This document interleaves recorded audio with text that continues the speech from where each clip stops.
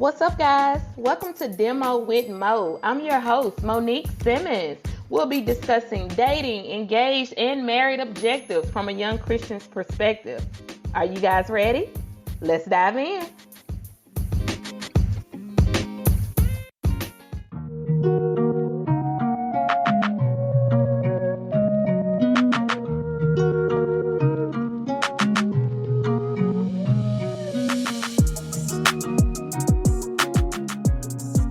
What's up, guys? Welcome to a new episode of Demo with Mo. I am your host, Monique Simmons. Tonight, I have a very special guest for you guys. I am excited and I'm a little nervous. If I'm completely honest, I am a little nervous about it as well. I have invited my first podcast host on to Demo with Mo. Her name is Christ-Lynn Smith. She is the host of Black Marriage Therapy Podcast. She is also a wife to her husband, Junior, of 10 years, a mother of 2 baby girls, an author, and a marriage and family therapy student. She is passionate about helping individuals become better versions of themselves in order to enhance and blossom their relationships. She uses books, research, storytelling, and life experience to help offer individuals and couples different perspectives that can help them grow and thrive in long-lasting health relationships. I introduce to you Mrs. Christ-Lynn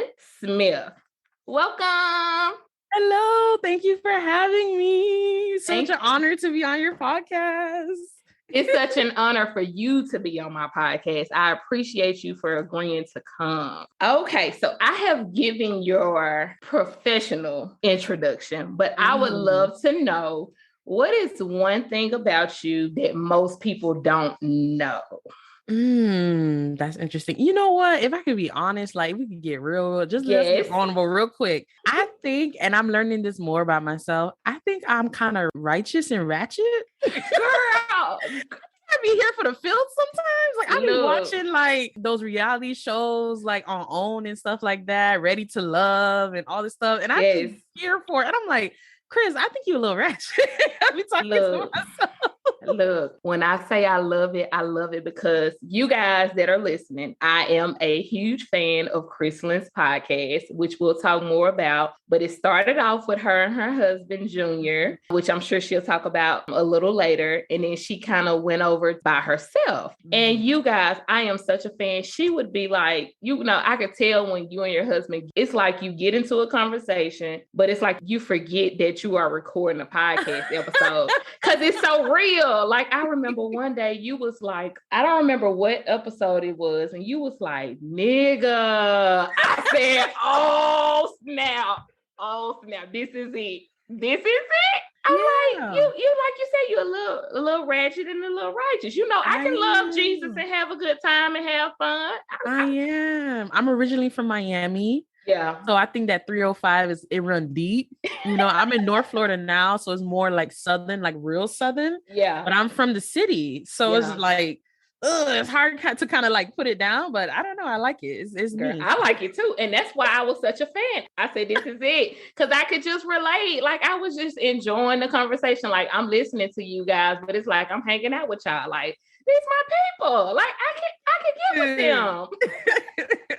Thank you. I love it. Okay, so on your most recent episode, you had the conversation about going from me to we, which I thought was a beautiful episode. You did the episode very well. But I saw your reel on Instagram and you said just because you crossed the boundary with kindness, the boundary is still crossed. And I was like, amen, girl. And that was before I even heard the podcast episode. I'm like, oh, is this out right now? Let me go listen. And when I heard it, I said, this is my story. Like, I have to bring her on because it's different when you share with someone and they sympathize with you, or they they don't understand, but they feel bad. They sympathize. But when you have somebody sharing some, or who has shared an experience similar to yours, you empathize because you know exactly how it feels. So I was like, I gotta get her. So I'm glad. And I'm so glad I came. Yes. Okay. So we're gonna jump right in. I want to know what made you start your podcast. Okay. So originally my podcast started as Life's Lemons and Lessons, and that was with me and my husband. And I think I started it like that because I needed a little help. Right. And my husband is very extroverted.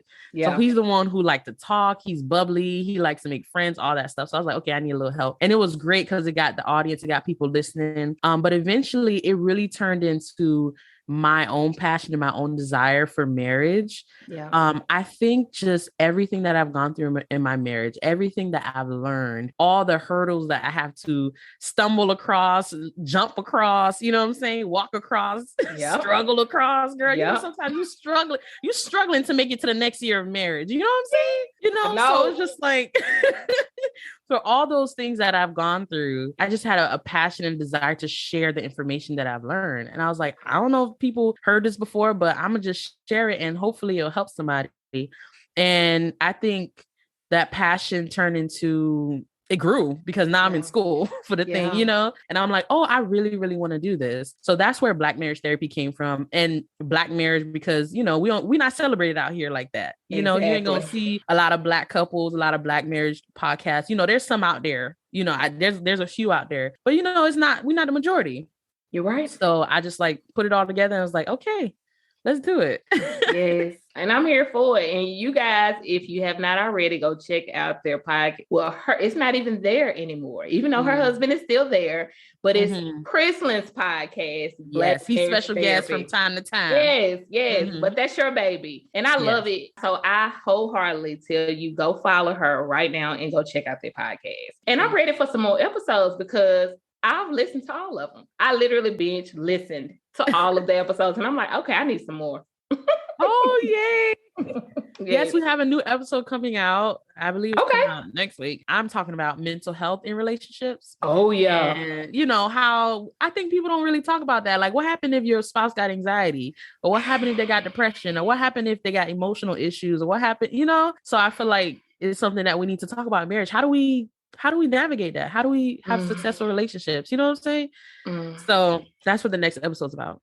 I'm ready. I'm ready. Okay. So I kind of discussed your last podcast episode, which started all of this. And it's called From Me to We, Conversations for Newlyweds About In-Laws. Okay. I can relate so much to everything you were saying.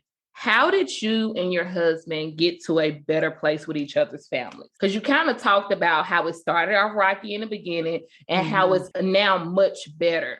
So what happened in between to get you from the place where it was rocky to now to a place where it's better?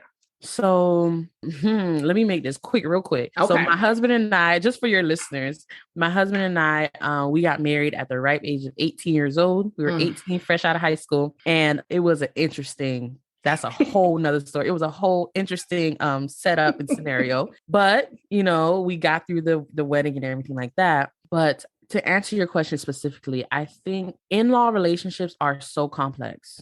Yes. No in-law relationship can look like another, right? Because you have different cultures, you have different temperaments. Like some people, you know, they're more shy. Some people are more boisterous. And you have so many different things when it comes to in-law relationship. So it's hard to just give like a flat answer. But I think what is one foundational thing that every couple can take is it's about y'all, right? So whatever your family got going on, whatever the special case is, I think our in-law relationship changed when we got on the same page. Yeah. Right. So when we stop looking at, and this is the hard part because you leave your family is your everything. Right. So you getting married to a person like, yeah, I love you, but they my ride or die. They literally been here since I've been born. Right. So we had to turn away in a sense and not leave them, but turn away in a sense and turn towards each other. And when we really turned towards each other and was like, okay, we are here for each other. Let's figure out what we want. Let's figure out how our family's going to look like. That is when everyone else, they just started changing according to us. Ooh. I always say that if you set the boundary, I said this in the episode, if you set the boundary and you're consistent with the boundary, they will fall in line because they love you and they want to be a part of your life. So that's what happened for us. Now, on my end, again, it was complex because my mother was causing problems for him but not about him. Got you. For me. Okay. Wow. So that's a whole nother thing. Oh Lord. But on his end, it was, his mom, moms and their sons. It's very interesting, very strong, tight bond. Yes. Especially in the Black community. Oh my goodness. When he finally was like, oh, I got to look at my wife. When he was finally like, okay, like you are hurting my wife. Something went on, blah, blah, blah. When he decided to look towards me and say, okay, let me listen to her. Let me hear what she has to say. That don't mean I have to hate my mom. That don't mean I have to push my mom away. That don't mean I don't have to see her. But let me just hear what my wife has to say. It really is like, oh, our relationship started to blossom. Yeah. I felt comfortable going to his mother's house and going to his family because I was like, oh, I'm going to be protected. Exactly. My husband's going to have my back. And it's the same for him. If he's coming into my family, it's just like, no, she's going to have my back. She's going to protect me. She's not going to let me go into the lion's den like that. Yeah. And I think that is really what allowed us to fortify our relationship and fortify our in-law relationships. That's good, girl. You just said that could be a whole episode. Just that part right there. Seriously, that was so good. Okay, let me ask you this, because you mentioned boundaries, and this is going to be a big part of having great in-law relationships or great extended family relationships, period. Yes. How do you define boundaries when the couples on the other end of this hear that they need to set boundaries? How would you define that? What does that mean to you? That's a good question, because sometimes there's certain things people say for you to do, but they don't tell you how to do it. You know what I'm saying? I feel like sometimes boundaries, when I first heard it, that's what it was to me.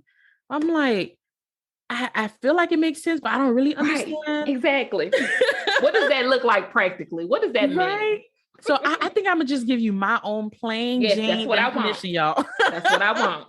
Okay. So for me, when I think of boundaries, I think of a line. Right. Okay. And I mean, that's as simple as I can think of it. It's a line that we don't cross. Yeah. Right. And what that boundary is, when I think about boundaries, I think of like almost like a fence. Right. You set boundaries around things that you believe are valuable, things that you want to protect, things that you want to keep safe. Yes. Right. So if it's personally like I'm going to set boundaries around my heart, people are not going to be able to just come into my space all willy nilly if they're going to hurt me or whatever. They have to come in right. Yeah. Right. So I feel like boundaries is like a line. It's like a gate, a fence you put around to protect something that you believe is valuable. Yeah. Right. So in the case of in-laws, it's like, I believe my marriage is valuable. So I'm going to draw a line that you can't meddle or you can't join our conversations when we're talking about our finances. Right. So I love you, mom-in-law, but right now we're talking about just me and him about our finances. And, I don't really believe that this is appropriate for you to be in this conversation. Real nice, real honorable, respectful, but it's not appropriate for you to be in this conversation, because if you come in here, you may harm the value of our marriage. You may harm that unity that we have. And because of that, I'm going to set this line right here. I'm going to set this gate up right here where you can't cross into this space. But I love you though. But I love you though. Just let you know. That's good. Okay. Let me ask you this, because you and your husband got married at a young age. My husband and I got married at a young age as well. I was 21. My husband was 20, getting ready to turn 21. So it's a lot of things we had not experienced with life yet. So what we went into our relationship, what we had to go by is what we saw in our homes, because that's kind of all we had experienced up until this point. We've been dating since our senior year in high school, and we've just been rocking ever since. So he came from a family that he didn't see healthy boundaries. I'll just say that.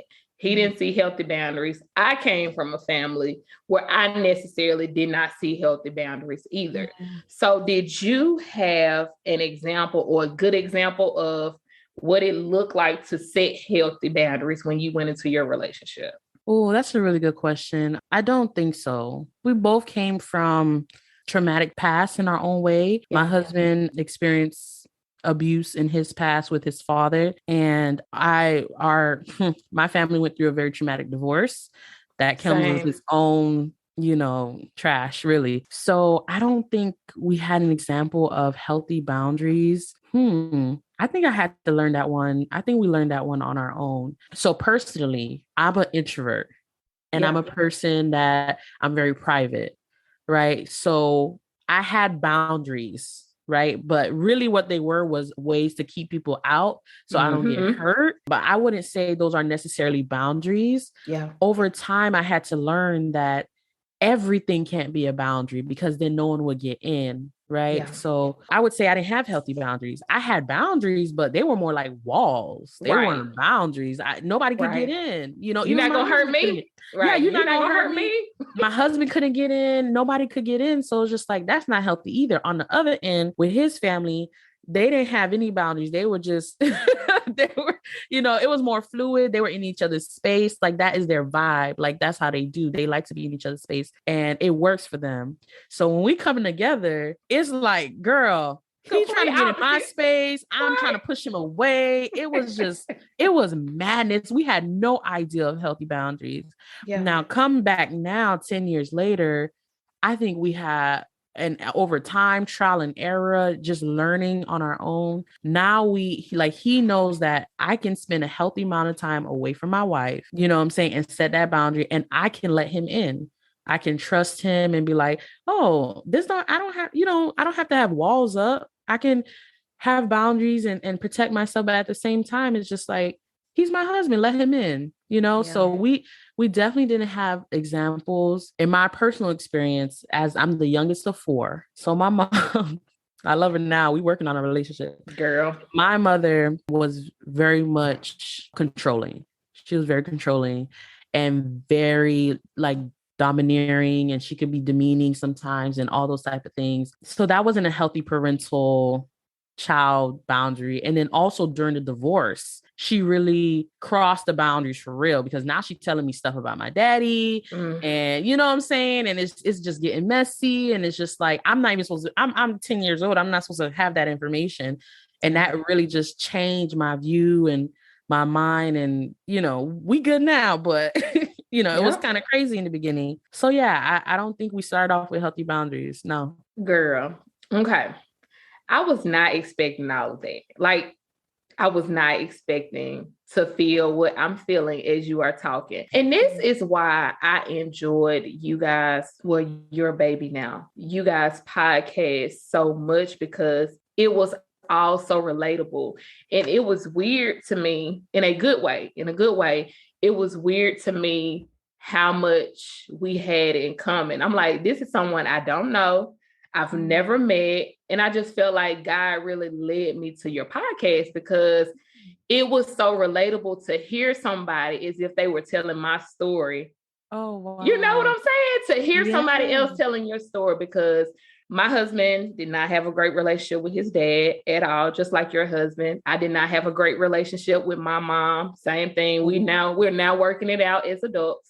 Yeah. I had a very traumatic divorce with my parents. And it was just like everything that you guys were talking about. And I'm like, man, you know what I'm saying? Because you know people go through stuff, but when you hear your story from someone else's perspective and how it affected them, it's like, I know that I'm not alone. Don't get me wrong. I know that without a doubt. I encourage other people of that, but it was just weird to hear my story coming out of someone else's mouth. It was just weird. It was crazy. So I could relate to you guys so much. And we were the same way. We did not see examples of healthy boundaries.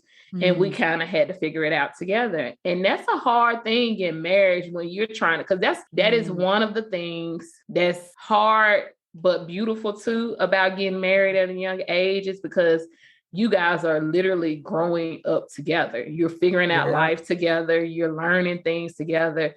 It's hard, but once you get on the other side, you see how beautiful it is. You know what I'm saying? That's kind of where I am. Like, as you're talking, to see, you know, all of the things that you and your husband went through and, you know, had to work out together. And the same for my husband and I. And now to kind of, and don't get me wrong, because we still go through stuff and there's still going to be things to come up, but to see where we are now versus where we were back then, you know, so it's beautiful. Your story is just beautiful to me. I'm telling you, I'm glad that you're saying that, because not a lot of people get married young. you know? So like, you know exactly what I'm talking about. And Yes, that's really nice to hear as well. Cause you mentioning how it's beautiful now, because sometimes when we think about where we've been, we be like, dang, we were really going through that. But now to see like how much we've grown. Yeah. Right. I'm like, I was just telling my husband, because we're celebrating our 10-year anniversary in October. And I was just like, oh, babe, like we're about to start a new chapter. Beautiful. Like, you know, we just did this decade, and now it's going to be a whole different thing, you know? And I was just so excited to like walk that with him. Right. Because that's why I chose him. I mean, I was 18 and people think he's silly, but but I knew what I was doing, you know? Yeah. And it is beautiful. It is beautiful. And I think this is what I want to encourage people who are married, is like, sometimes I think we see the opposition, we see the hurdles, and we're just like, oh, well, this means that I'm supposed to get a divorce.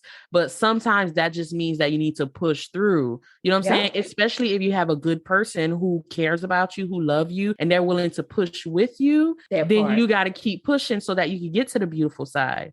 You know, and that's one thing also I'll add it back to the in-laws. What makes it complex, what makes in-laws relationship complex is not necessarily the in-laws themselves, but it's your spouse. If they cannot see, or if they refuse to see or hear what you have to say, that's what makes it difficult, right? But if you have a spouse who they you know, they may not feel the same way you feel about their mama, okay, or their daddy or whatever, but if they're willing to, they love you, so they're willing to listen to you and hear you out, then that's a good sign, right? Yeah. To move forward and try to work that relationship out with the in-laws. Yeah, that's good. Okay. Why do you think setting boundaries, well, not you, but why do we as a people, why do we think setting boundaries will cause conflict? So in return, we don't set boundaries because we're afraid of conflict. Woo, that's a good one, girl. Oh, you got the questions. I love it. Girl. Oh, that's a good one. Oh, see, now what you said, which was so interesting, is that you said that when we're afraid to set boundaries, so we don't. And then when we don't, we get in more trouble. Yeah. Right? Yeah. Which is true. The conflict that we were avoiding is now going to be more conflict because we're avoiding more conflict. Man, so I know for me, like, I'm non-confrontational, right? So I don't really like, you know, getting confrontational and stuff like that. So I think that's some reason, like, it could be your temperament, like, you know, you don't want to like rub people the wrong way or whatever, set rules. But the thing is, with in-laws, the reason why I think most people are afraid is because this is the people your spouse loves. Yeah. So you really trying to tiptoe and really trying to be respectful and honorable to these people. And I'll say, especially as a woman, it's like, I don't want to come in like guns blazing, like, oh, I'm trying to steal your son and he's never going to see you again. Because, you know, as a mother, they may feel that way. Like, you're trying to take my son away. We had a relationship. This is how it used to be. Right. And it's changing the status quo. When you get married, you're changing the status quo. What used to be is not going to be anymore. Right. And what happens is with family, they start getting like ruffled, like, hold on, wait, what you mean? Like, no, we used to do this on every Saturday. We used to do this. We used to do this. And they feel a certain kind of way. Now I'm going to speak from the other end, right? Okay. I'm going to speak as the in-law. So I'm going to play devil's advocate. Okay. When my brother, right, the one who was throwing blows in the other episode. Y'all got to go listen to this episode. When my brother was getting engaged, I'm close to that brother. We're close in age. Okay. So when he was getting engaged and dating seriously, he kind of, and I don't know if dudes just do this, he kind of just like brought the girl, like, oh, hey, what's up? This is my girl. Yeah, I want to marry her. And I'm like, hold on, wait, what, you know, and I felt a certain kind of way. I really did. And it took me a second to adjust because I'm like, this is my brother. Right. This is our relationship.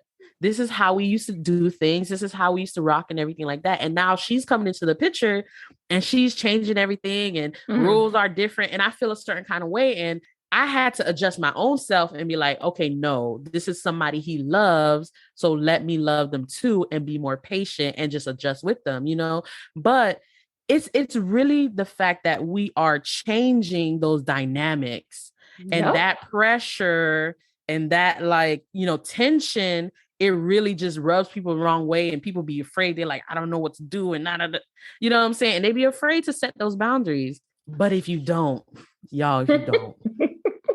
Y'all, if you don't, it's a recipe for disaster. What happens is, as your marriage grows, as your relationship evolves, as you guys start to attain more things, right? You buy a home, you have kids, y'all start a business, all those things. That is the more united you need to be. And if you have another spoon in the pot, or if you have another party in your marriage, it only makes things more difficult. So now you're trying to raise the baby this way. This is what y'all talked about. But then they go to grandma's house and it's all, you know what I'm saying? It's just like they can do whatever they want. And I'm like, yeah, I understand, grandma. Okay, you do. But at the same time, there are certain things that we don't do. And you got to respect that, because as a couple, this is the rules we have set for our household. Mm-hmm. If you don't practice that, when it's time to play, it's not going to go well. It's not.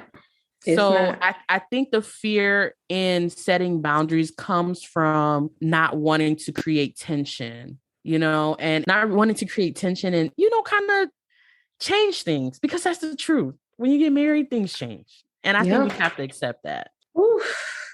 Yeah, this is going to be a hard episode. I'm just going to be honest, because all of these things we're talking about are going to be practical things that you're really going to have to do. You're really going to have a conversation with your partner. You guys are going to have a conversation with your family. And I know it may be hard in the beginning. I know there may be some feathers ruffled. I know one of you guys or both of you guys' parents may not like it, or the siblings or whoever that family member is that you need to set boundaries with. I know they may not like it, but for the sake of your marriage and for you to have a healthy marriage and a whole marriage, this will have to happen. Let me ask you this. How long, because it took us a long time. I'm going to just be perfectly honest. My husband and I have been married 12 years, and it took us, I would say, maybe 9-10 years before we really got to a place where we got on one page about setting boundaries for, and I'm going to just say in-laws, but people outside of our marriage. That's everybody. Because I don't want to just put it on in-laws, because that could be friends, that could be coworkers, that could be church family. Absolutely. But just everyone outside of our home. The in-laws is just the hardest ones, because these are your people. These are the people who raised you, who you grew up with, who you came from, so those, for me personally, those are the hardest people to set boundaries with. But it took us a long time. I really wanted to do this episode because I wanted to piggyback off your episode, because you were really focusing on newlyweds, people that are about to get married, people that have just gotten married. And that's the perfect audience, because this is one of those things you don't want to go through your marriage 9-10 years later, like me, and finally figuring it out, because it messes up marriages. It messes up relationships. It affects everybody. It affects your children when the relationships with your in-laws are not right. You just don't want this. And I'm speaking from experience. And if I knew then what I know now, I would have did this in the beginning. Seriously, I would have did this even before we said I do at the altar, if I'm just being honest, because this stuff started showing up even before we got married. But how long did it take you and your husband, Junior, to finally begin to do this, to get on one page with one another? Because like you said earlier, that's the first step. You got to get on one page with your partner. How long from the time you guys got married until you finally got on one page about the boundaries?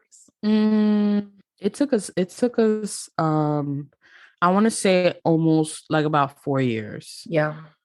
It took us about 4 years. And it partly was because the way we got married, we didn't get hitched. Like, we didn't go to the court or whatever. We had a little ceremony and stuff like that. But I don't think anyone was expecting us at that age to be like, yeah, we want to get married. So I think it threw everyone for a loop, and they were trying to collect themselves in the same way and trying to like process their own emotions, So in retrospect, I understand that much now as an adult. I can see, we were looking crazy. We were, it took them a little while, but for us to get on the same page, it took a little minute. Yeah. Because my husband is very close to his mother. And he would say, like, we joke about this now, but she was an angel in his eyes. I like, and when I mean angel, like walk on clouds, perfection. Okay. She can do no wrong whatsoever. And she is an angel. She really is a sweetheart. She really is. But at the same time, she was she was in some foul stuff. Okay. Yeah. She was partaking in some foul stuff. You know, her friends were saying some things that were foul, and he couldn't see it. He couldn't see it. And this is why I wanted to talk about this. The quicker you and your husband get on the same page, the quicker y'all can figure out the boundaries thing. Everybody else will fall in line. But what took us so long was the fact that we kept going back and forth and back and forth. And I'm telling him, I'm not trying to say your mom is evil. I'm not trying to say, but I'm saying that she hurt me in this way. I'm trying to say that I don't like this and I would prefer us to move this way. And because he was just like, no, she didn't do nothing wrong. So 4 years of us going back and forth, like, okay, well, I'm not going to that house. Yeah. I won't be disrespected. And he's like, I guess you're not going to the house. And we going back. And thankfully, we had no children because it would have been a whole mess. Yep. Girl. Adding children to it makes it a whole situation. It really does, because now you got it. Okay, well, you got the kids and you want to bring them over and you know. So initially for his mother and he has 3 sisters and a mom. So for his mom and 2 sisters, it took about 3 years. Okay. But that last sister though, that was last year. Okay. So about 8 years. Yeah. So it was just a whole mess. But it can take a lot of time. I think what me and you are saying, and even what research says, like if y'all look it up, the research shows that a in-law relationship can define your marriage. It can. Okay. It can define it negatively or it can define it positively. Right. Because if you have in-laws who supporting you and championing you and like want to encourage you, imagine what that does to your relationship. When you have people outside your relationship who's like, y'all go, y'all do it, y'all can do it, keep going. But imagine you have the opposite. People who are like, you know, creating a wedge, talking bad about each other, or just like, you know, kind of being nice, nasty, or whatever the thing is, that causes strife in a marriage with children, with jobs, with all this type of stuff. So it takes some time. So if you listening and you just got married, I hope y'all hear us. I hope y'all hear us for real. Do the work now. I think that was one of the hardest things for me, because I'm gonna be honest. In-law relationships and having conversations with my husband about in-law relationships was one of the hardest things in our marriage. Being perfectly transparent and perfectly honest. And my audience know I'm never gonna hold back. I'm always gonna be completely transparent and real, because that's what this platform is for. You want to hear people talk about things that you are dealing with in real life, to let you know you are not alone. But for us, it was so hard because my parents had me when my mom was 19, and my husband and I had our son when I was 19, and they got married at a young age, just like us. So they had walked this journey. They saw it, they experienced it. So, and my family loves my husband. So when we started dating and we had our son and we got married, they always rooted for us. It was always support. It was always love. My husband never once had an argument with neither one of my parents. They've never disrespected him. They never tried to invade in our decisions with our life. Like never. Like my parents don't even ask our business. Like if they know something, it's because we're celebrating together, or, you know, they just encouraging us, but it was never anything from that side. So it was hard for me to now have a completely different experience on the other side, because I'm like, man, he don't have to deal with none of this. And it was just hard. And I think, and I'm gonna touch on this a little later, but in your episode, you talked about leading from a place of empathy and not judgment. I would say the last 3 to 4 years, that's kind of where I have been. So it's like, I understand why certain things happen or people felt certain ways. Don't get me wrong, it does not justify actions. Yeah. But now I understand it. My husband, we were kids. I mean, just being honest, even though we got married at 21, we started dating our senior year in high school. We had a baby after graduating from high school. So we were babies. And my husband is not the only son, but his brother is much older than him. So he was the only son that grew up in the house with two sisters. Okay. So when you were talking about your husband being the only boy, it's like, I get it. When I'm talking about in-laws, because people always assume it's the mom-in-law when you talk about in-laws, but I just mean in-laws, meaning my husband's family in general. But, this is the only, man coming out of the house. That's his mom's baby. His sisters love him. Yeah. And it's like you straight out of high school, moving in with someone and starting a family and separating. And my son is 14 now. Our oldest is 14. And I know one day he will be doing the same. And I just kind of start trying to see it from that perspective. Like, one day my son is going to leave me and start his own family. And I know that's going to be an adjustment for me. So I just start trying to look at it, like you said, from a place of empathizing and not judgment. And I think this can go on both sides, but it's easy to see what people are doing to you or how they're making you feel. But sometimes we have to look at it from their perspective on how they may be feeling and how this may be affecting them. And I think one of the hardest things, which I wish we could go back and do, but you can't go back. You only can start now. But I wish we would have actually sat down and had a conversation, especially with my husband's mom. We would have sat down and had a real conversation, explaining like, I'm not trying to take your son away from you. I am not trying to hurt you or any of that. Like, I love him. Like, I just love him. And he's the person that I want to spend the rest of my life with and start this family with. Yeah. And that doesn't change from him being your son, or that doesn't change from him being your brother, or that doesn't change from him being your nephew.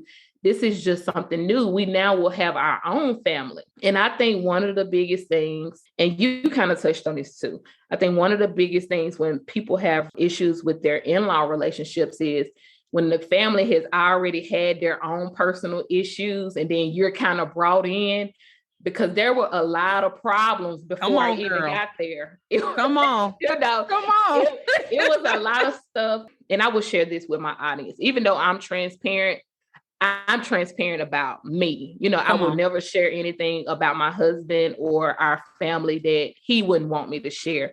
But he would publicly say this. There was a lot of things in a lot of ways he grew up that wasn't the healthiest, but he didn't know because that's all he knew. So when he got outside of this and could begin to see, some of the things that were going on from a different perspective, now from the perspective of a husband and a Christian man and a father, and now he's seeing how things happen, he's like, oh, that wasn't right. Now, and that's when, if I'm honest, that's when things began to change for us. I just let him see things for himself. And he started to peep ways that people were acting and things that they would say. And he like, he began to see that from his own perspective and out of his own lenses. So yeah, but it's hard when you already, because all of our families are dealing with something. It's no perfect family, but when you already have traumatic things and toxic relationships and unhealthy things going on in families, and then you bring this partner into the mix that don't even know about what's going on, it's hard. It's just hard. It is. It's hard. Something that you said that stood out, and I experienced the same thing, was he had to see for himself. If you are in a relationship, like if you guys are struggling with the in-law relationship and y'all find yourself bickering and fighting, it kept getting worse. I don't know about you, but for me, the more I kept pushing and trying to make him see, the more we got like, combative towards one another, to the point where it was just like, oh, we probably gonna separate, because we were just like cats and dogs, just fighting. And it wasn't till he talked to his mother, and I don't remember what the conversation was about, but he was just asking her about, certain things we've been talking about. And he saw for himself based off of her response and and he was like, well, can you explain that? And he saw for himself. Yeah. And after he saw for himself, he came back and he was like, all right, babe, let's have a conversation. Yeah. Right. And I think that's so profound that you said that. If you are the person trying to make them see, I know it's hard because you want to speak up and you want to protect yourself and you want to, let them know. But at the same time, sometimes you got to just like let go and hope that they see for themselves. And that's hard, because you hoping that they see, but what if they don't want to see? You know what I'm saying? Sure. Like it's complex. That's why there's no one answer, but it's not till I stop pushing, because they say sometimes like, if somebody get in a relationship, like a teenager or whatever, they say, don't push them, because they'll go more to that negative person. They say, just, hang back and watch them find out for themselves. It's kind of like the same thing. You kind of have to like stop pushing and let them go, which is difficult. It is. Yeah. I legit had to like, shut up. And I hate to use that word, but I legit had to like, okay, what I'm doing is not working. It is not working. And because I know some people on the other end, like, dang, Mo, you went 7-8 years having issues with in-laws and extended family and people outside of your home. But it was, like you said, the more you push, the worse it got. So I'm like, you know what? I'm not pushing anymore. I'm beating a dead horse. We really got to get to a place where he can really see what I'm saying, because I promise I'm not trying to cause confusion. I want to have a great relationship with all of our family. I want my husband to have a great relationship with my family. I want to have a great relationship with his family. I want our kids to have a great relationship with their grandparents and their uncles and their aunts. In my perfect world, that's what I want. Like legit, that's what I want. But being realistic, that's not what was happening. So I'm like, you know what? I'm just going to let it go. And when I let it go and my husband began to see for himself, and I don't ever want it to come across, for you guys that are listening, I don't ever want it to come across that I am talking negative about my in-laws or my family, because that's not what I'm doing. But I'm telling you the real. I'm telling you how it was for us and how we are now in a better place and still working on a lot of those relationships. Let me be perfectly honest with that. But we are much better in our marriage. And like you said, once you get on the same page in your marriage with your partner, the rest gonna follow. They gonna either have to get on board or jump off ship, but it's not gonna be confusion with us anymore. And we have not had confusion when it comes to people outside of our home in a couple years. And I thank God for that, because it was a very hard season in our marriage. And for me personally, it was very hard. Yeah. Come on. Yeah. I want to go back to what you was talking about with empathy versus judgment. Yeah. And I just want to make a note that when you have empathy instead of judgment, you're protecting yourself. Right. Yeah. Because when you leading with a heart of empathy and understanding, not excusing their behavior. I like that you said that. We're not excusing any negative behavior or even positive behavior that's still crossing boundaries, like we talked. Right. Kind crossing. We're not talking, we adding that too. When you have empathy, you are protecting your own heart. Yeah. Right. Because if you can come from a mind of like, okay, I see what's happening. I understand what's happening. It's still wrong. It's grimy, but you kind of set yourself up for the expectation and you can say, okay, I'm going to protect myself. I'm going to let that go. Or you know what I'm saying? So those things that you're doing, that empathy versus judgment is a protection on yourself. Another thing that you mentioned that I want to note on is you said in retrospect, you wish that you had a sit down conversation. And I would say, if you are a newlywed or if you are a fiance or if you're dating somebody seriously, like, to be married, that's probably the greatest advice I would give you. Get to know your family, like get to know the family, like, cause you right now you dating this person, right? That man, he fine, or that girl, she beautiful. And that's all you can see. And they, they're amazing. They give you butterflies and stuff like that. But as you get married, you ain't just marrying that person, you marrying their whole entire family. So if you can go on a lunch date, get, meet each other, talk to each other. And this is what's interesting also, when you're watching families interact, you kind of understand their dynamic. And you kind of understand like, oh, this is how they move, this is how they act, things like that. And you kind of know how to set yourself up, but as much as you can possibly do, because every situation is different. Yeah. Right. Y'all might be long distance, blah, blah, blah. But if you can get in contact with their family and talk to their family and connect with their family. You should do that as much as you can in the beginning. So that way you're not blindsided going into a marriage and then you realize you got a monster-in-law, you know, like the movie. So, but oh, that's good. And this is a great segue because you really already answered it. But I was going to ask you, when do you think couples should have a conversation about what boundaries they want to put in place? Ooh. Listen, Mo, you coming out with the questions, okay? Let me tell you, I love interviews with good questions, okay? That is a really good question. Okay, so I would say this. I would say before like wedding, listen, in-laws usually get crazy around 2 times. This is my own personal experience, and I think other people have had this experience too. Usually around wedding time, you be like, hold on, what the heck? Why is everybody acting crazy? Mm-hmm. Okay. And also around baby time. As soon as you're around announcing you having a baby, it's like people start acting different. And I'm like, hold on, wait. Yeah. So I would say if you are in a serious committed relationship that is leading towards marriage, that conversation should be with you and your spouse. Okay. Right. That conversation should be happening. Like, you know, as far as things about the wedding, like how is things going to play out? If you're past the wedding part, right? And now you guys are married and maybe you think about having kids, things like that. You got to have that conversation. Now, let me be honest. Those are prime times because that's when people, for some reason, start acting a fool. Mm-hmm. But this conversation has to continue because your relationship will grow. Your relationship will change. There's certain things that there's going to be a season where you're going to need your family a lot. They're going to be in your business. They're going to be in your space because you need them. And you're going to have to like kind of loosen up the reins. There's going to be a time and a season in your relationship where it has to be you and your husband, you and your wife hunker down, really getting focused on your relationship, and everybody going to have to take a step back.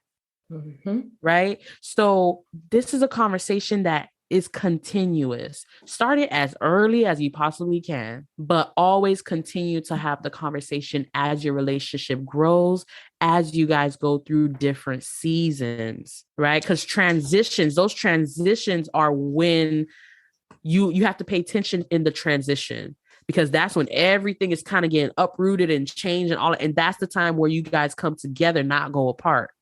Yeah. Right. And have that conversation like, okay, what does it look like with the in-laws now? You know, are they coming in? Or because right now, in my own personal experience, right now, this is when the in-laws are coming in. Yeah. When we first got married, we needed everybody to take a step back. We didn't have a marital identity. Yeah. We didn't know who we were as a couple. This is not the time for people to be coming in saying, oh, y'all need to do this, my mom. Mm-hmm. Y'all need to do this. Y'all need to do that. Oh, this is how it's supposed to look like. This is what your insurance should look like. And this is and I'm like, wait, but that don't really work for our family because we're doing this. And you need to buy a car now and you need to do it. And I'm like, wait, hold on, pause, right? Everybody had to take a step back and they didn't like it. I'll tell you the truth. My mama didn't like it. His mama didn't like it. Everybody had to take a step back. But now in this season of our life, we have 2 children. Mm-hmm. It's definitely more flexible. Like our in-laws are all up in our space. They hear like we live apart because I live in North Florida and they live in South Florida, but they hear frequently throughout the year. We are over there frequently throughout the year, right? Because we want our children to be connected to them and to love them like we love them. So it's a little bit more fluid in this season. Yeah. But come another season, we don't know what it's going to look like. This is so good. Okay, because I want to touch on this, and this question touches on exactly what you just said. Okay, do you think a couple should go back to the drawing board to readjust boundaries as life for them changes? For example, having a baby, buying a home, starting a new job, vacations, and holidays. Ooh, holidays. Baby,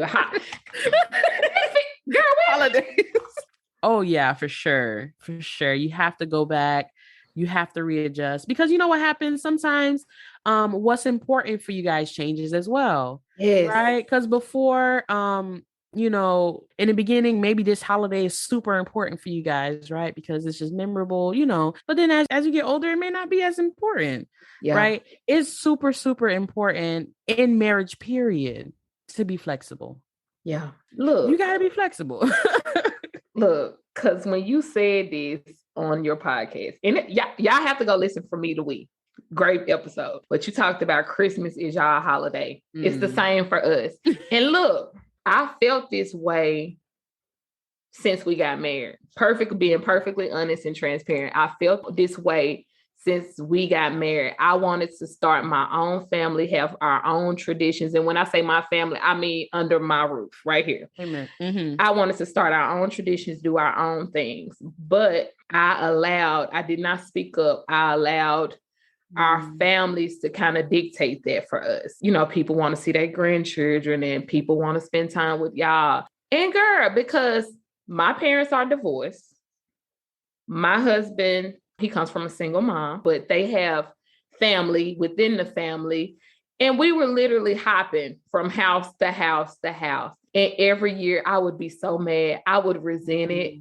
And I'm like, Monique, you can't keep this up. You cannot keep doing this. So a few years ago, because our baby is 2, when I got pregnant with her, I told my husband, I'm done. I don't know. I was liberated when I got pregnant with my daughter. I'm not even gonna lie. That's a whole nother podcast episode for a whole nother day, but I was liberated. All the things that I was quiet about before I spoke up about, all the things that I was letting people do to me, allowing it, not saying anything. And I fought myself more than I fought them because I didn't say anything. You know, it's different to set a boundary or put something in place and then somebody cross it knowing your boundary. But it's another thing when you haven't even spoken of the boundary and they cross it. You can't even be mad with them. You got to be mad with you. So I told my husband, you know, Christmas is ours. I'm done. I'm not hopping. I don't care if it's my mama, my grandmama, my daddy, your mama, your sisters. I don't care who it is. I'm not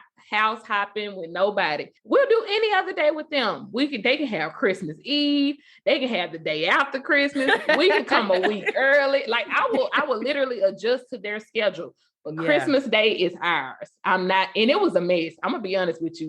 It was a hot mess. It was a hot mess in the beginning, but we stuck to our guns and we did not go anywhere. And like you said, when you get on one accord and one page with your partner, everybody else got to follow. Even if they mad, they don't like it, they drag their feet. You don't have a choice because we're on one page about it. So when you were talking about that Christmas is y'all, I said, "Ooh, that's right, girl. Christmas ours too." But it took a long time of getting there. And this is why this conversation, for you guys who are listening, this is why this is so important. I really don't want you guys to go through the things that myself and Christ-Lynn had to go through because we didn't have the conversations that needed to be had and we didn't set the healthy boundaries. We're trying to save you that heartache because it's legit heartache. Yeah. It's legit heartache. Yeah. Holidays could be hard. Girl, holidays are hard.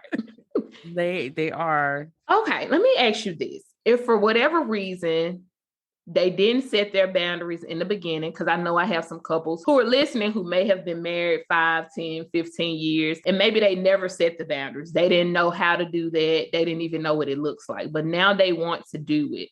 How can they now go back and put these things in place? That can be difficult because everyone around you have gotten used to it being okay. So now that we kind of established it as, well, it's okay. And now you're like, no, it's not okay. I want to change that. You know, that can be difficult. Now, I made an episode for newlyweds, right? Because I want them to like, you know, do this early, but it's really for any couple. It doesn't matter. You've been married 5, 10, 15, 20 years. Right. Boundaries are, you know, they're dynamic. They're going to happen all the time. So if you do want to change something up that has been, you know, kind of, you've been letting it slide, first and foremost, you got to have that conversation with your spouse, right? Yeah. And if you're a Christian couple or if you're Christian, you know, pray before because you want your spouse to be able to soften their heart to hear what you have to say. Like I said before, it's very important that they see what you're seeing. Even if they don't fully agree with you, they can still be on your side. You know what I'm saying? And like fight with you and be like, I don't fully agree with you, but I respect you and I love you. And therefore I'm going to walk with you this way. So you have to have that conversation with your spouse. You guys have to be on the same page. Now, I'll tell you this. Now, when y'all get on the same page and y'all go have that conversation with whichever in-law, sister, brother, cousin, whoever. Yeah. it's going to be hard because they have already in their mind, this is okay. So now you're trying to switch it up on them and say, oh, well, it's not okay. They're going to be like, well, what about this time? And what about that time? And what about, why is it changing? And and initially it's going to be rough. Yep. And you have to stick to your guns. Listen, if this is a boundary and it's that important to you and you let it slide all this time, when you do it, baby, that's not the time to be going back and forth. Yeah. Because now it's going to add confusion and they're going to be like, oh, well, is it okay or is it not okay? If you decide, okay, this is a boundary, I want to set it, you have to stick to your guns. It has to be one that's a hard, fast, no ma'am, no sir. You let them have their feelings. You let them be upset. Yeah. Like, even if, because sometimes for a person like me, it's like uncomfortable for other people to be upset. And you just kind of want to appease them. You're like, oh, I'm sorry. Like, you have to really, if you got to turn off your phone that day,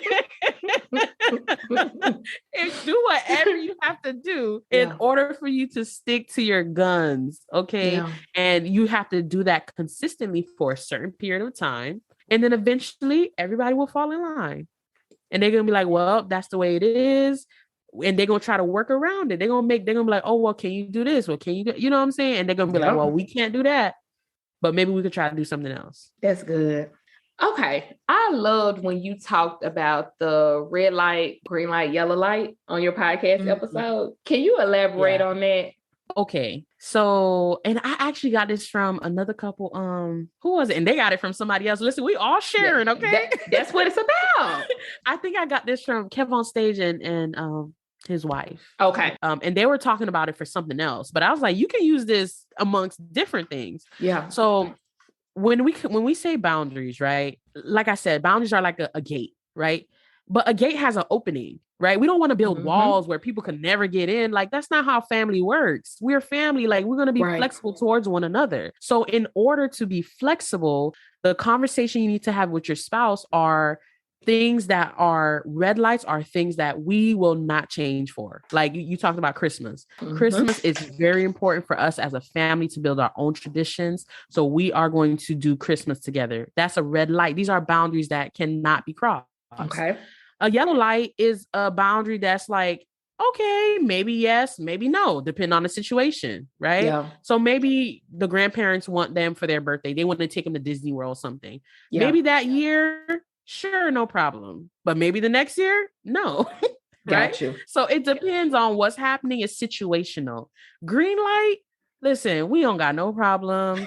Is, you know what I'm saying? Like, for instance, if you're a type of person who's hospitable with your home, or maybe like you're open with your home, right? Yeah. You don't mind if people come by without answering. Some people don't like that. Some people okay with it. But if that's a green light for you, it's no problem. Let grandmama and them come over, see the babies. It's no problem for you. Yeah. But for somebody else, that might be a red light where it's like, nah, y'all got to call. We got to know when you're coming over, So, and as a couple, y'all have to get on the same page. My husband is the type of person, anybody could come by at any time. Like, he's very, bubbly and like loves people, and I'm not. Yeah. Right. Yeah. So there has to be compromise. And so out of respect for me, he be like, nah, y'all gotta let me know at least a day in advance. You know what I'm saying? But out of respect for him, I'm like, if somebody spontaneously like, hey, can I come this weekend? I'm like, sure, no problem. Yeah. Right.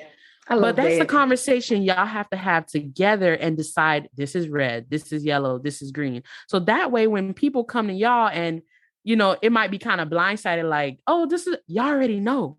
Y'all already on the same page. Yeah. It's not a surprise to y'all where it's like, oh, y'all saying two different things. And then the person like, who do I listen to? You don't want that. Yeah. So that's definitely a good tool to just help you practice what boundaries are important, which ones you could be flexible on. Okay. And I'm going to begin to use this myself. I'm just letting you know. Okay. What I usually do, I have a private group on Facebook called Dating, Engaged, and Married Objectives. And whenever I invite a guest on, I always let the group on Facebook know and ask them, like, if they want to ask you guys any questions. So I do have 2 questions for you that they ask. The first one is, how do you handle a parent who had a key to your home before marriage And now that you're married, they come over unannounced. So they have a key and they just walking in and everything. Because that's how it was when you were single, living by yourself. But now that you're married, they're still doing it. So how do you now retrain that parent? How do you handle this? Ooh, okay. So that's hard. Girl, because when I read it, I said, have a key. Say what? If y'all on the other end listening, I'm not judging y'all. I just not personally, nobody can have a key to our home. I'm just saying. Got it. Change your locks. I'm joking. Don't do that. So for that particular situation, I could understand that, because if you were single, you was living alone and you wanted somebody just in case to have a key, but now you're married, you're like, oh, okay. Yeah. So if it was me, I would go about it, especially if this person is like open and you know, a calm type of person. It's different when you're dealing with people who are a little bit combustible. I don't know how to say that. You gotta walk lightly. Yeah. But I would not take the key away from them. Okay. I would let them keep the key and let that be a conversation starter, right? Okay. Because sometimes you got to add a little bit of love, then you add a little bit of truth, then you add a little bit more love, right? Yeah. So start a conversation with like, hey, I really appreciate that you have this key. Like, I would say like, listen, I want you to keep this key just in case something happens. It's really important that you have the key. We really appreciate that if something happened, we can call you or we can ask you for help. Mm-hmm. But now that you have the key, I just wanted to talk about certain boundaries that I wanted to set with you. Or if you want to say boundaries, just like, hey, you know, I wanted to talk about, I don't know another word for boundaries, but like just certain rules around, you know, you having the key, because now I'm married, you know, and I want to respect my spouse, right? I want you to respect me, but I also want you to respect my spouse and his or her privacy. Yeah. Right. So add a little bit, start soft, start with a little bit of love. Like personally, I wouldn't take the key. Now that's your business if you want to take the key or not. Yeah. But it says, listen, I love that you have the key, but please, you know, if you're going to come, can you please let us know? Give us a call, give us some notice. Like it can't be like, oh, I'm 3 minutes away. Like, no, like it needs to be 24 hours or 2 days or whatever. Yeah. Give us notice before you need to come. And if we need any help or anything from you, we'll let you know. Like you can come into the house or whatever like that. I like it. Okay. The next question is, how do you handle families that have stepchildren involved to make sure they don't treat the stepchildren differently than they treat the biological children? Ooh, so maybe like the grandparents or aunts or uncles, they may like to get their grandchildren, you know, their grandchildren by blood, but they may leave the stepchildren out. How do you handle that? Ooh, that's complex. Yeah. That's complex. There's no one answer. There's one thing I feel like I've learned as a parent, and I've been a parent for 2 years. I got 2 under 2, y'all.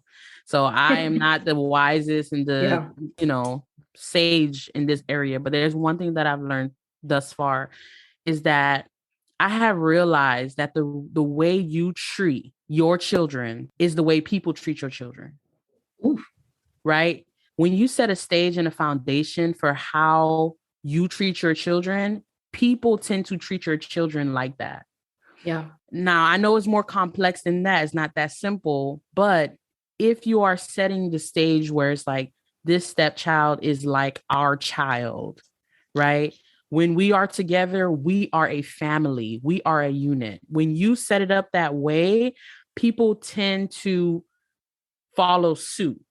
Right. And people watch you in your home, right? If they come over and they see, you know, the stepchild, no, we all go to dinner together. We all do bedtime. We all, you know what I'm saying? We are a family unit when we're together. People, especially in-laws and people around you, they tend to follow that route. That's very difficult because I know you have other people who's like, that ain't my grandchild. That's not my niece. That's not my nephew. I mean, again, it goes back to boundaries. Yeah. Right. Because they're children. Like that's the most important thing though. I think they're children. Kids don't know, oh, that's not my auntie. That's not my uncle. Kids just see, oh, they having fun. I want to have fun. They going out. I want to go out. You know what I'm saying? And you can do your best to make it easier on the person, right? Because if they taking them out to Disney World, be like, hey, let me pay for their ticket, but just take them with you.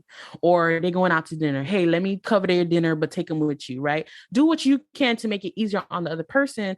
But you want to set it up like if y'all a unit, even if it's a stepchild, then receive us as a unit. Receive us like we won, and if you love me, do that for my children, including my stepchild. And again, that conversation starts with you and your spouse. That conversation starts with that, how you guys set up yourself and allow people to follow suit. Yeah. Now, if they can't, that's a different conversation. You know what I'm saying? It depends on if people are willing, if people are open, if people just want to be a-holes, like, like, I don't know. When I think about kids, it's like, if my niece with her friend, I'm like, let's go to lunch. Like, y'all kids, like, but hey, yeah, everybody's different. You just got to make sure that kid feel loved, like, I don't know. I have a soft spot for kids. Yeah. I have a soft spot for kids. So, but yeah, that's what I'll say. I hope that was helpful. It was very helpful. I don't have stepchildren. I'm just grateful. And I'm a stepchild. I have a stepmom. Okay. My dad got remarried. So that's just one of those things I'm glad I don't have to deal with, because I know that's hard within itself. That's a whole nother thing. Let me ask you this. As we get ready to close out, my last question is, what advice would you give to a couple who maybe they did not have healthy boundaries set at first? Maybe they were kind of like, it's such a big question, but I'm going to give you an example. Like, maybe they wanted to appease their families, and this could be the husband or the wife, because this happens on both sides. Mm-hmm. They wanted to appease their family. Maybe they threw their partner under the bus because they didn't want to have confusion with their partner. Mm-hmm. Maybe they didn't want to be around their family, but they used the spouse as a cop-out. Or because I've personally experienced this, and I know a lot of people in my life and people that I know that have experienced this, where I don't know if it's so much the partner or the spouse or if it's the family, but sometimes I'll use us for an example. My husband is more like you. He's an introvert. I'm an extrovert. I can hang around people and that revives me. For him, that's draining. That's too much. I can come stay for an hour and then I need to go home. That is my husband, if he goes at all. But a lot of times when there are family events or parties or holidays, I'm the one encouraging him to go. Like, even if it's his family, he don't want to go. He wants to stay home. I don't have to let them know that I'm not coming. I don't care if they know I'm not, if they don't know that I'm not coming. That's him.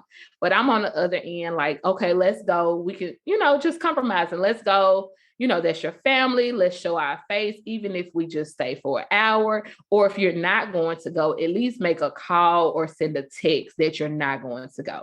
That's me.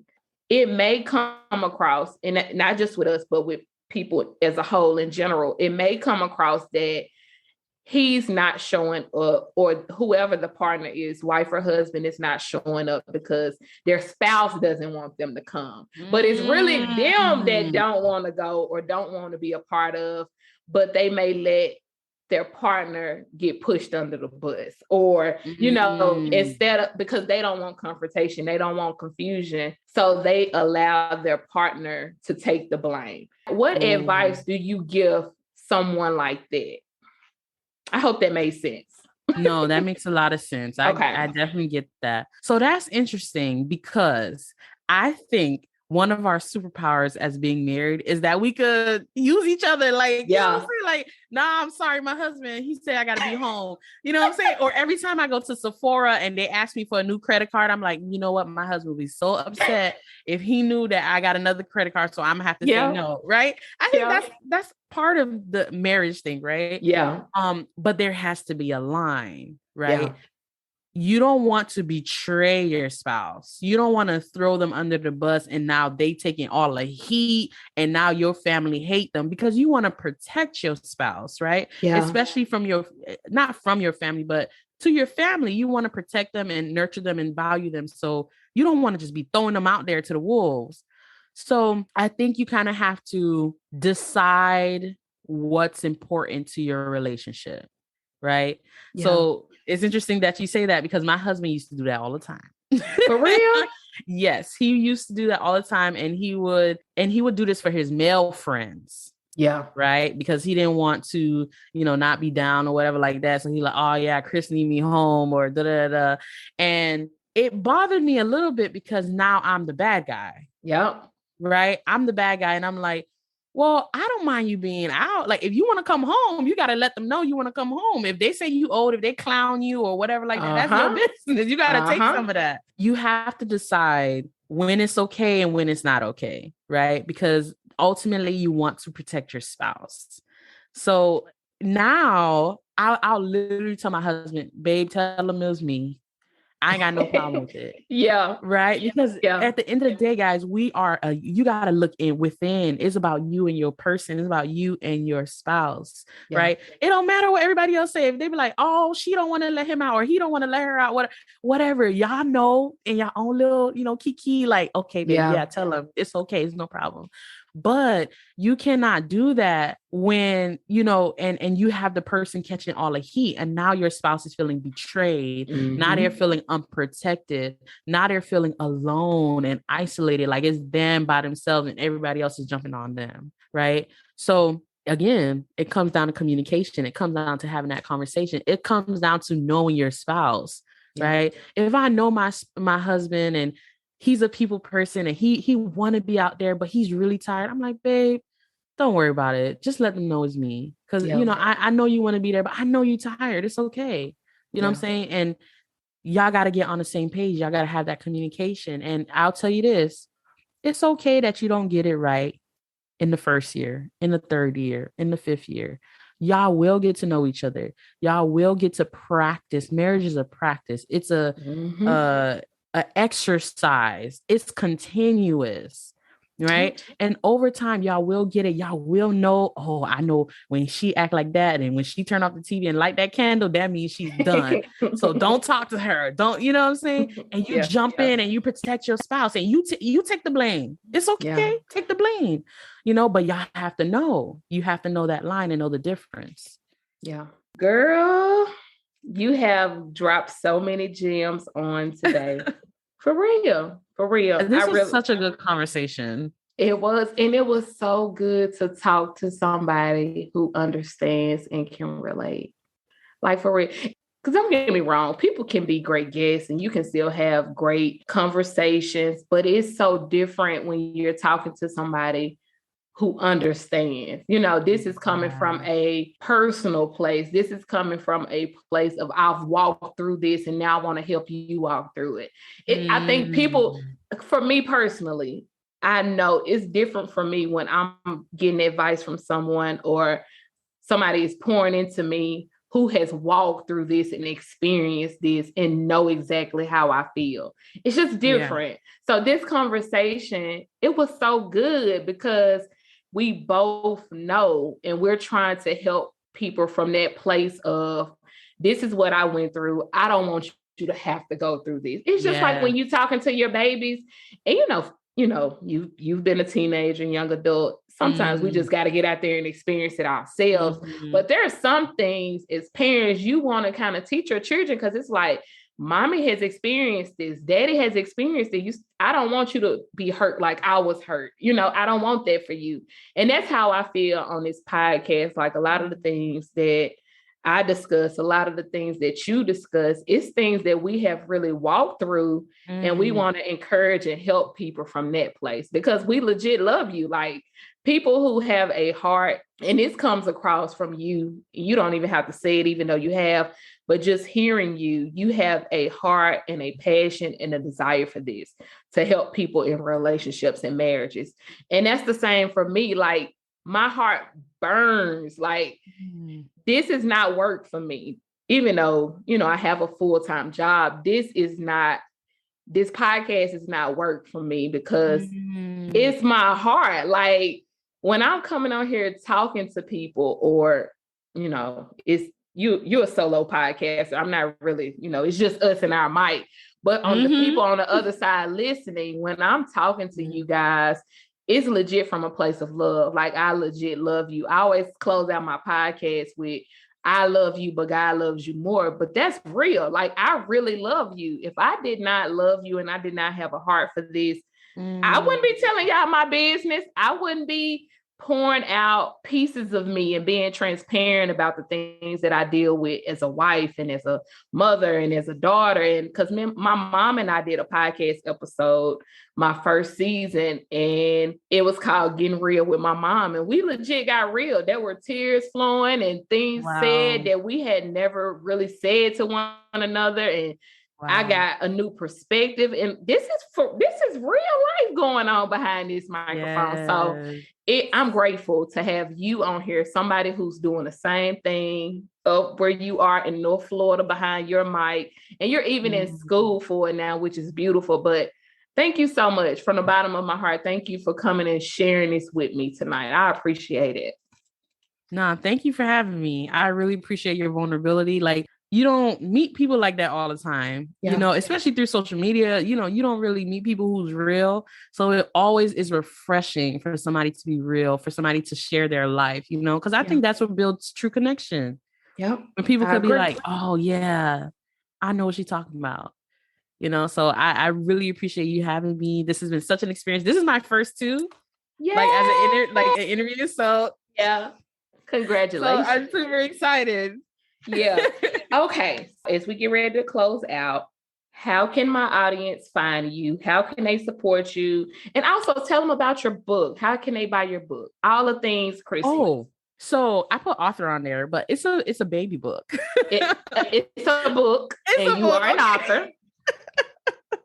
My husband keeps telling me to plug it. I'm like, babe, this is for marriage. That's a baby book. Nope, I got you. I wrote a book called Mama, Mama, Where Are You? For my daughter, Eden. So and it's on Etsy. I feel like it's on Amazon, but it's on Etsy right now. I am Black Marriage Therapy on anywhere you can find a podcast, Stitcher, Google, Spotify, Apple Podcasts. Also Black Marriage Therapy on Instagram, Black Marriage Therapy on Facebook. And that's all I'm on right now. Everywhere is Black Marriage Therapy. You'll find me. And also, you guys, I will make sure that all of her information and the links to her book and to her social media platforms, they will be in the show notes. So just have a look at that when you get done listening to this episode. I hope you guys have enjoyed it and enjoyed her as much as I have. Remember, I love you, but God loves you more. And we'll see you next week. Bye, guys. Bye.